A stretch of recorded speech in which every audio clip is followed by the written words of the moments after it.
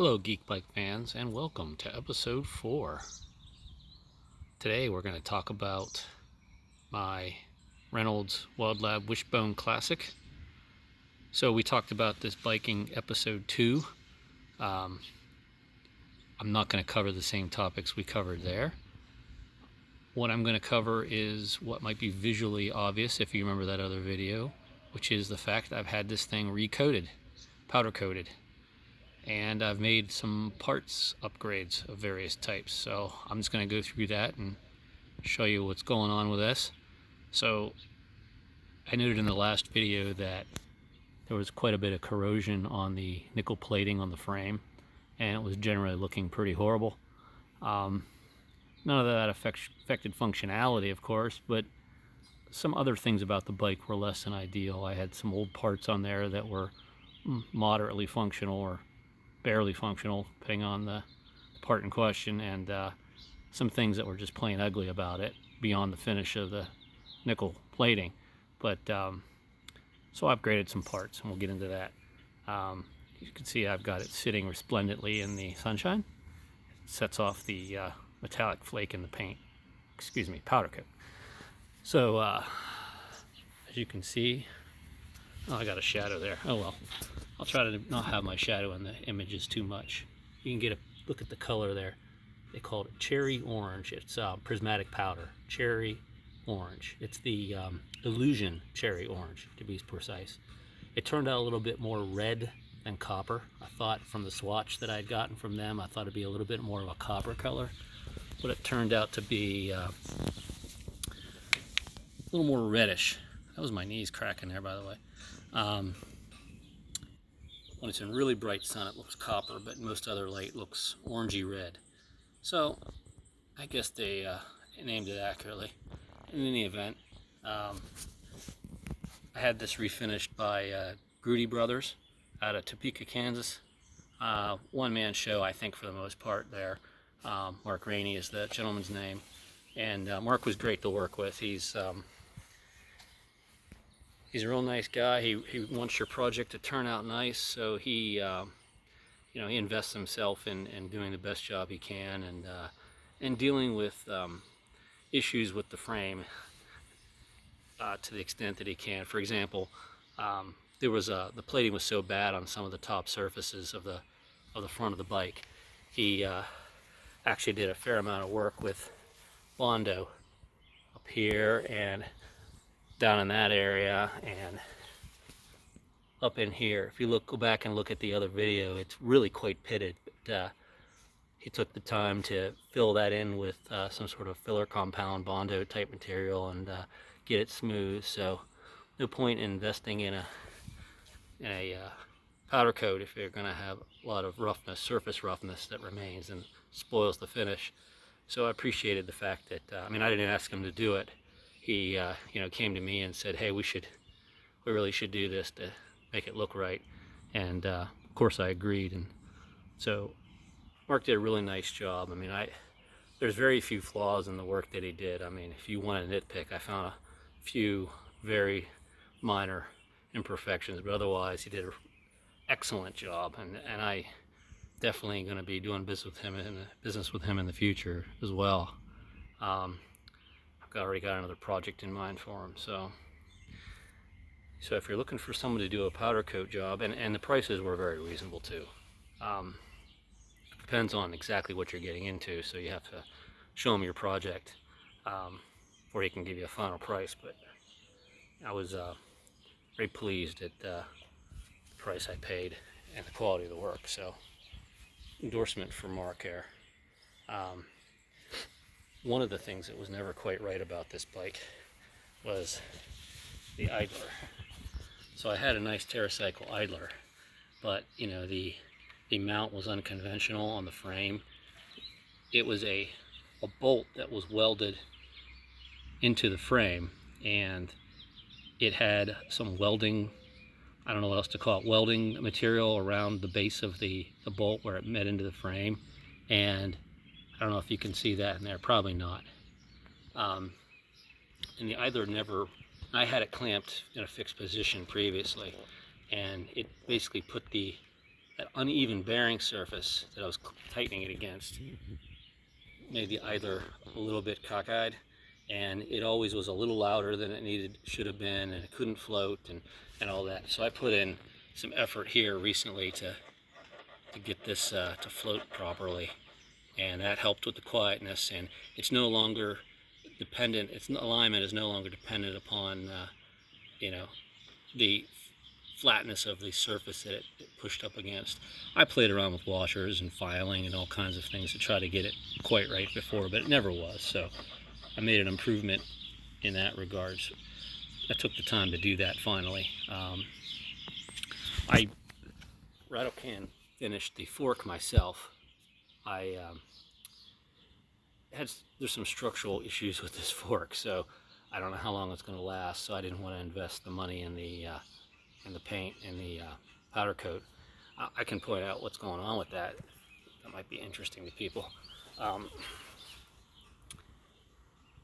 I had discovered a couple years ago there was a crack right there and a crack right there, where the blade met the crown of this fork, which is pretty unconventional construction.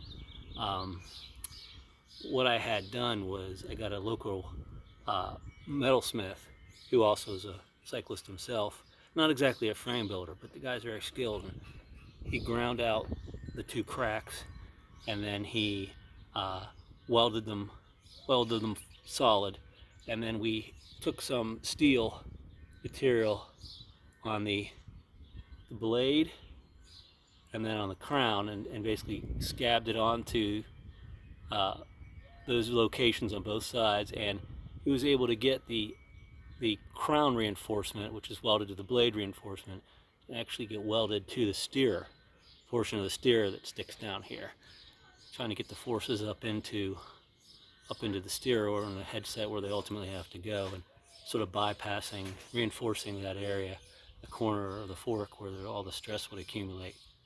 So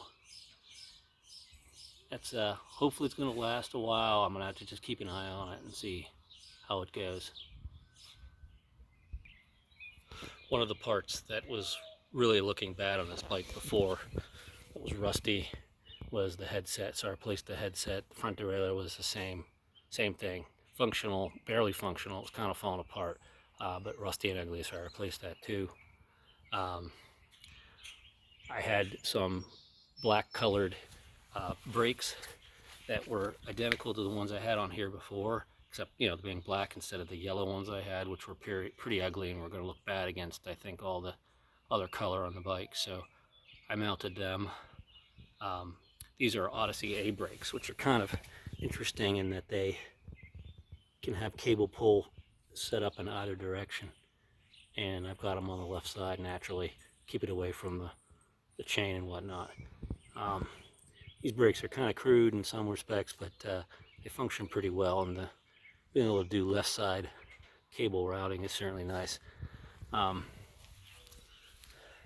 of the other upgrades I made was to get some new seat stays. These are Rand's seat stays, and I got some TerraCycle clamps on there. What I had on there before was basically the original stays that George Reynolds had on there, but they allowed for a lot of side-to-side slop in the seat. So I had some material, some aluminum material going from stay to stay and triangulating the whole thing to give it lateral rigidity, but it was ugly as heck. And the other thing that it did is when I had the seat at the angle I wanted it limited the diameter of the wheel, so I couldn't use fat tires. I couldn't go any fatter than about 28 millimeters, and I didn't want to do that, so I wanted to be able to use fatter tires. So not only do these look better, but they're more easily adjustable for angle, and most importantly, they allow me to use and it's laterally rigid without having to have any material going from stay to stay. So I was able to use a fat tire here. You can see I got plenty of room to even go fatter if I really wanted to. But that leads me to the other major upgrade I made. Is I've got a Compass Natchez Pass extra light tire on the back, and something I put on here literally just yesterday and did my first ride on it this morning. I got a Green Speed Scorcher up front. So I've got what in my opinion are probably for the 559 and 406 sizes some of the fastest tires you can get out there, especially in a fatter width. Both tires are about 40 millimeters. I think the Natchez Pass is about 42 or so, and the Scorcher's right at 40, which it's supposed to be. And I forget the exact pressure I run them at. I actually tend to do that by feel on fatter tires rather than looking at the pressure so much. But I think it's around 45, 50 pounds is what I run them. So I'd say medium pressure for a tire that fat and the load that's on it. When I recabled the bike when I rebuilt it back up from the frame, and this bike is completely devoid of any cable routing accoutrements save for one.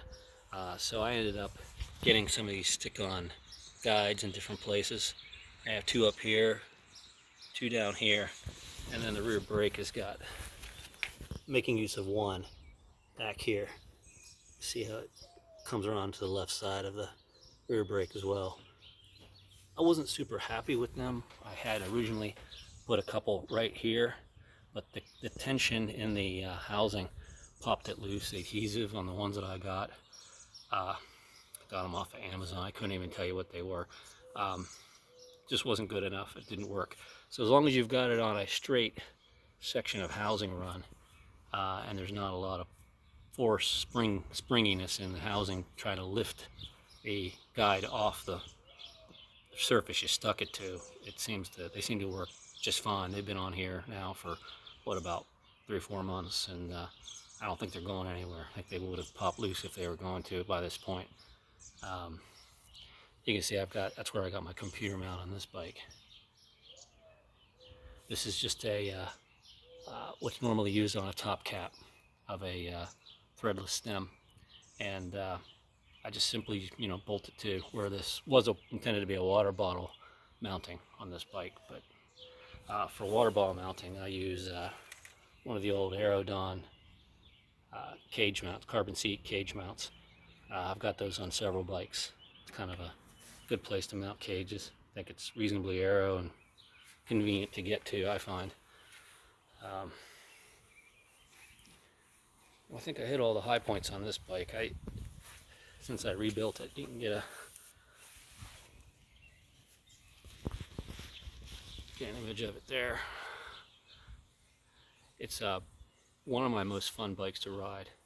It probably gets I don't know, maybe 35% of my, maybe a third of my rides. I wouldn't want it to be my only ride because it is sort of a quasi mid-racer, low racer. It's not something that I enjoy riding if I'm going to be on some sections of roads that have a lot of traffic. Most of my routes don't have that, but all I simply do is just don't ride those routes whenever I'm on the lower machine. I think that's more of a psychological thing on my part than any real safety issue, but either way, I ride what I like, basically. So again, anybody has any questions, comments, love to hear them. Catch you later.